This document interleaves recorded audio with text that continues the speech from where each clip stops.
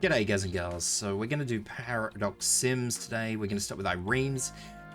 This is my Irene for reference sake, so we've got A270 max potential, 2 mastery points on skill 3 judgment, which we will be using.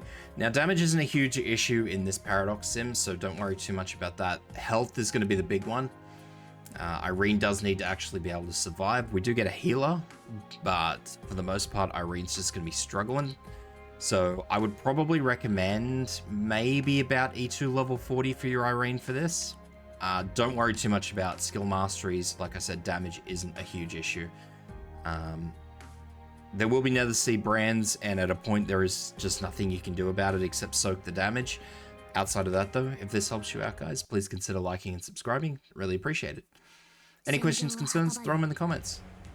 This is our map. As you can see, we've got Cutter here. Cutter's using, I believe that's her skill 1. It does extra damage if something is flying or levitated, which synergizes with Irene's skill. It's not, we're only really going to be using it for one group of enemies, just to get them down quicker, but outside of that, it's kind of going to be all Irene. So we're going to pop in Irene here, so these two can attack each other's lane, and once we get our 23 in, we're going to pop Lumen in. Outside of that, I will fast forward this. Now there's only a handful of enemies we really need to worry about, so it doesn't really matter which way you put Lumen in, as long as Lumen can heal both. These are our first enemies, and obviously we're going to progressively get these enemies that come through, the ones with the little horn on their head, the little dinosaur head. Those guys are going to be the ones that drop Nether Sea brands, which are going to cause issues. Now, as soon as all 3 of these enemies are in Irene's field of attack, we are going to use that skill, and then we're going to use Cutter's skill as well. So we're going to go 1 and 2. And that'll minimize a lot of the damage that comes across onto all of our operators. After that, we'll fast forward, and we will await the next enemy that comes through that we'll need to use Irene's skill for. So there goes the first enemy that has dropped the Nether Sea brand. And unfortunately, as I said, there's just nothing you can do about the Nether Sea brand. Irene is just going to have to sit there and deal with it.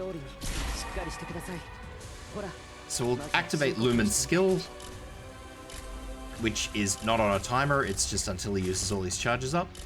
This enemy here, the spiky one, is the next one we need to worry about. And what we're going to do is we're going to wait until these 2 enemies, the flower looking enemies, and this enemy are all in Irene's skill range. So they're all in, and that'll clear that up. After that, there's only one more group of enemies, so I'll fast forward this, that you'll need to worry about for Irene. And those will be enemies that actually have increased dodge rate while they're on the Nether Sea brand. So that's why we'll need to hit them with Irene. So there's the first one there. And there's the second one.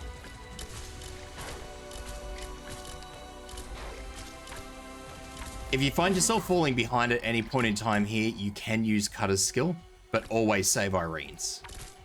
So we'll wait until these 2 enemies get on Irene's field of attack and knock them down, and that's it. Nice and simple. So I hope that helps out, guys.